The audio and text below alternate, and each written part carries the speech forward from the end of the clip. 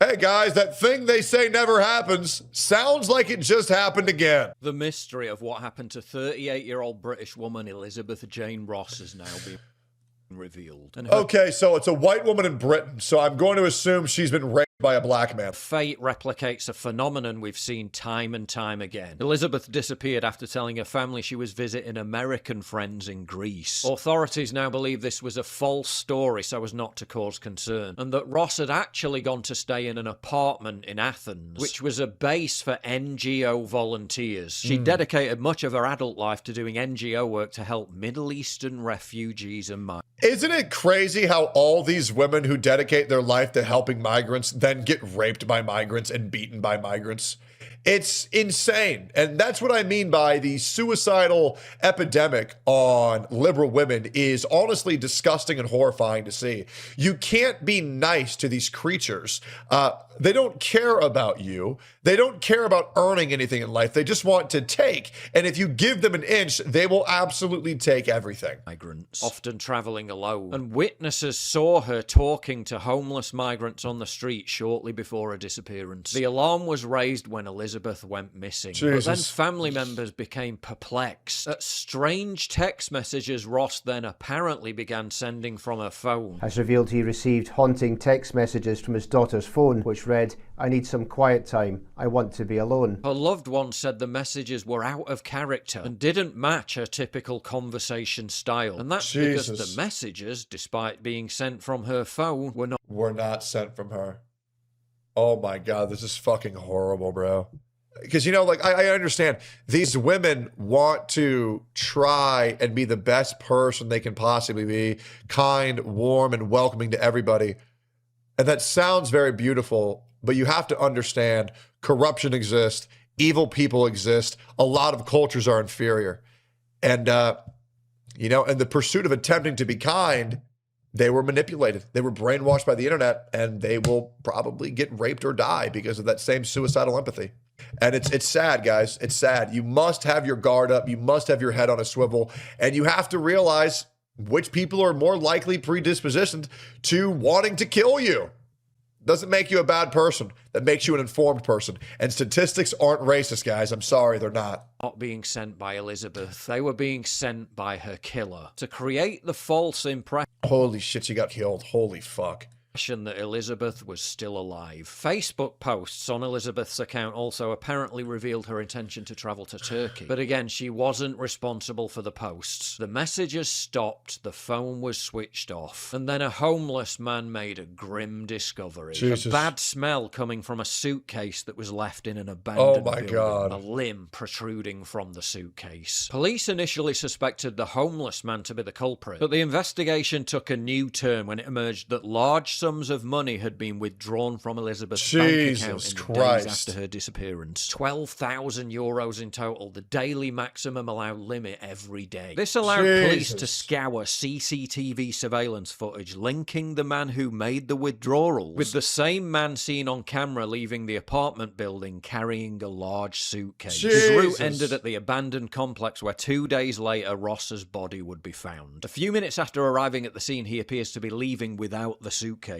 Eyewitnesses also revealed they heard screams from the NGO apartment where Elizabeth was staying. The authorities now had their prime suspect. They tracked him down to a remote mountain village, and lo and behold, upon his arrest, the alleged killer was revealed to be a 26-year-old Afghan migrant. Someone who had visited...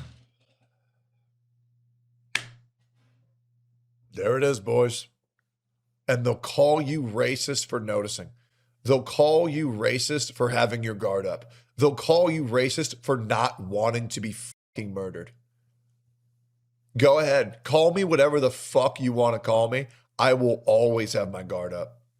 Always. Always. The apartment regularly as a cleaner with his partner, likely knew Elizabeth and was likely helped by her as part of her NGO. Bro, I'm gonna be dead ass. If there's even a person walking too close behind me, and I don't even give a fuck what skin color they are. If there's even a person walking too close behind me, I will take a step back, look at them directly, and allow them to pass. Because back the f up.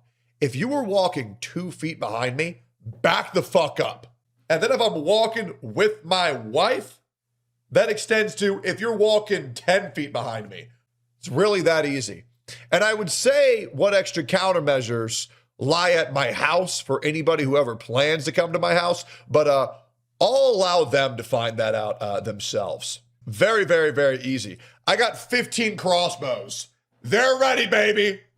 They're ready. Cocked and loaded. Hey, they took my guns. I got other ways, boys. Enjoy the landmines. Boom! Then I got my attack dog. My attack dog. Work. The suspect initially denied being responsible, ludicrously claiming he'd just found the body in a suitcase. A story that quickly fell apart when police revealed his fingerprints were on both the original suitcase and a second suitcase he transferred her body to. The suspect's partner also gave phone location information to the police, showing the Afghan had been present at the NGO apartment at the same time Elizabeth was staying there. After police found weapons at his home, the Afghan eventually confessed to the killing. The cause of death, asphyxiation. The motive, aside from the money, the 26-year-old Afghan perpetrator allegedly claimed that he murdered the woman because he believed that the victim wanted to make his partner a Christian and that she kept talking. What? Because she was a white Christian. Hey guys, I'm going to say it. The Crusades were based and we need to do it again. Shout outs to Tactical Templar. About her Christian beliefs. We do. We need another Apparently one, boys. that was enough for him to end Elizabeth's life and... We need to take our Zweihanders, okay? Don the sacred regalia, and we need to get these fuckers away from our women and children. It's the God's honest truth. And the only advantage over us is our overwhelming amount of mercy. One day the well will dry up and we will get these fuckers back to where they belong. This is ridiculous. And a shame to the UK government officials who allow this bullshit to continue. Stuff her body in a suitcase. It's also being reported that Elizabeth had previously visited her killer and his partner's home in Karatsini. Police say her killer was likely someone who knew her, meaning she'd likely tried to help the Afghan in some way through her refugee volunteer work. The killer was linked to Ross through her volunteer work with refugees. He is believed to have met the 38-year-old through her work helping refugees. Yep. It happened again. Elizabeth had worked for the One Heart Charitable Foundation in Athens, which provides assistance to refugees in Greece, specifically by trying to help them integrate into society. One Heart also provides medical support to refugees. Let this be a lesson. It sucks. And I want to say, damn, it's a shame. Let this be a lesson for anyone trying to normalize this into our overarching culture. This is what happens when you give in to terrorists. This is what happens when you give in to these fiends, these criminals who only exist to be a parasite on your life. Absolutely not. Hey guys, that thing they say never happens. Well, it happened again. Isn't that crazy?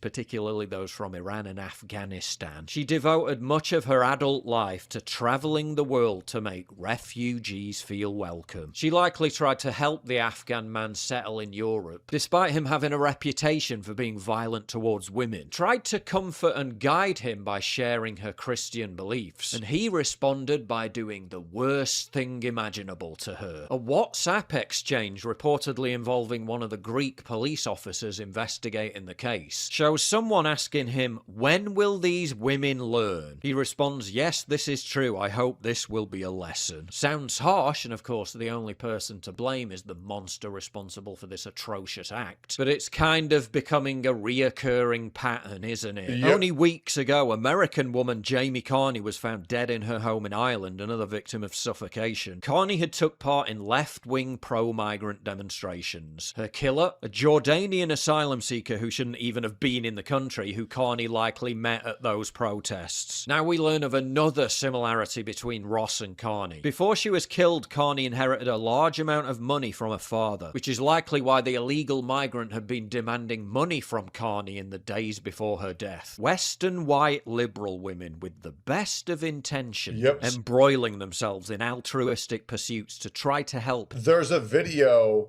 of a woman, I shit you not, giving a migrant mouth to mouth to resuscitate them. And the moment that this migrant is brought back to life, the man immediately tries to rape her. That's a real video on the internet, by the way. That was like from maybe 3 weeks ago. It's harrowing. This woman saves his life, and immediately he goes into rape mode. It is fucking horrifying. I want to remind you, so the military had this policy, I'm not sure if it's around today, where any damage we did to Afghanistan and Iraq, and any veterans in chat, feel free to correct me, the United States would have to pay for the damages of what we would do to the other countries. And my brother was helping a medical operation of trying to save the life of an Afghani child who had been blown up in collateral by their own people. And the moment that this Afghanistan child was saved and gained consciousness, he grabbed a scalpel and he stabbed my brother. And, you know, at a certain point, we have to understand a lot of this is just ingrained into them. Not everybody, but some of them. And to be honest, taking the risk on this just truly isn't worth it.